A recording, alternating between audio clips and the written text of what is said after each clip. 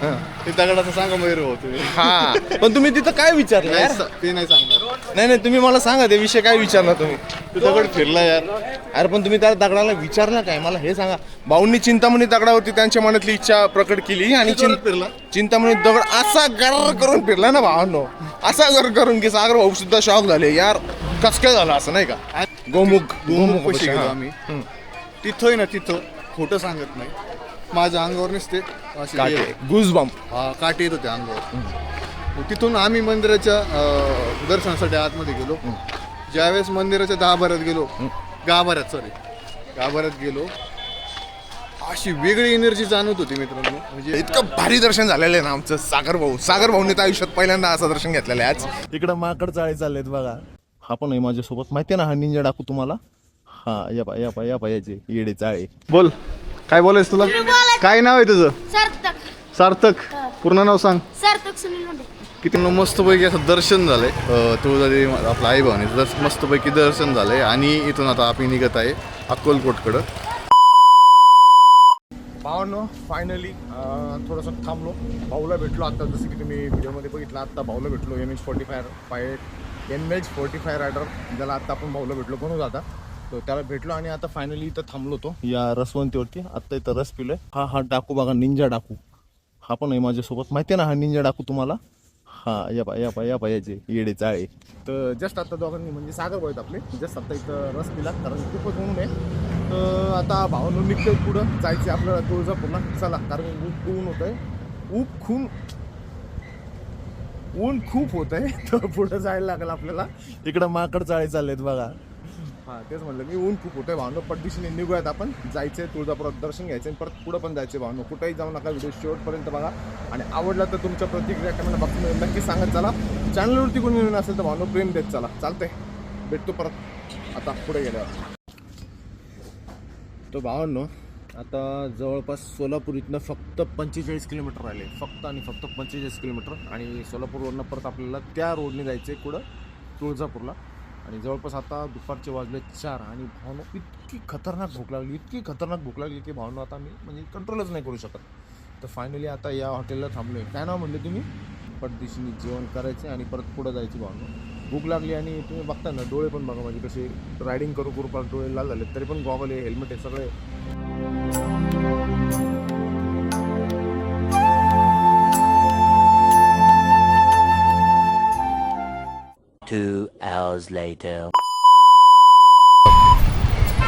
आता आपण तुळजापूरमध्ये आलोय मित्रांनो.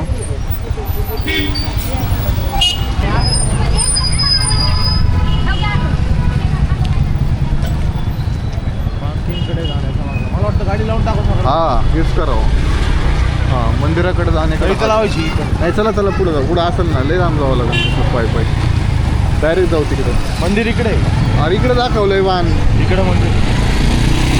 इकडे कुठे चाललंय मग आपण गाडी लावायला एवढ्यात?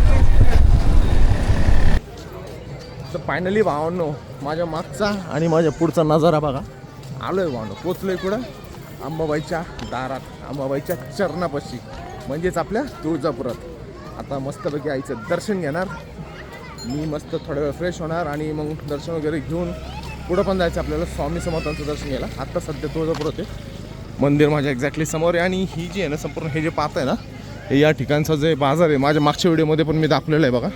तुम्हाला काय हार, नारळ, पूजा साहित्य वगैरे किंवा तुमच्या घरात जर माळ पडली असेल तर ते सगळ्या गोष्टी तुम्हाला इकडनं घ्याव्या लागतात नाही का. अजूनही रिटर्न येताना तुम्हाला इथला एक विषय सांगाल मी, तर तो पण बघा भावांनो. ठीक आहे, चालतं. हे बस समोरच माझ्या मंदिर दिसते, कमान तुम्हाला दाखवतो मी. भावांनो आता हे पहा, इथं समोर मंदिराचं मेन मुख्य प्रवेशद्वार आहे आणि त्याच्या समोर हा क्लॉक रूम आहे. तर इथं आता आपण आपली बॅग आणि शूज वगैरे सगळं जमा करून टाकू. आयपॅड आहे त्याच्यात. काय आहे? आयपॅड आहे. आणलं का? तर बॅग वगैरे सगळं इथं जमा करून टाकू आपण आणि मग जाऊयात आतमध्ये, बघूयात. मोबाईल सोबतच ठेवणार आहे. तुम्ही कुठं जा, हे पहिल्यापासूनच आहे, कुठं जा, थोडे रुपये ॲडजस्ट करत नाही लोक. हे बघा भाई साहेब.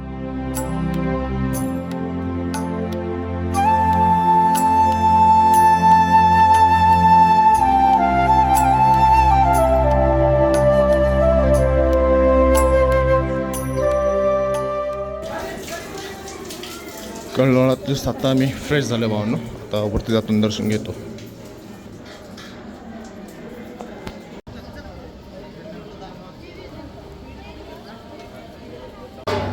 गाडी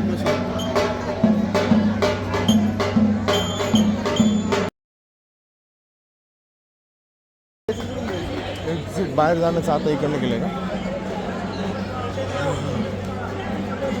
चला आईचं दर्शन करून आलोय बाहेर. आता इथनं बॅग उचलायची, चप्पल बुट्ट जे काय असेल ते घ्यायचं आपलं आणि पुढच्या प्रवासाला जायचं आपल्याला. आता आपण जाणार आहे इथनं अक्कलकोटला श्री स्वामी समर्थांच्या दर्शनाला. ठीक आहे ना, तर कंटिन्यू राहा भावांनो, हे की नाही. दर्शन तर आत मी तुम्हाला दाखवू नाही शकलो कारण आतमध्ये शूटिंग अलाउड नाही आहे.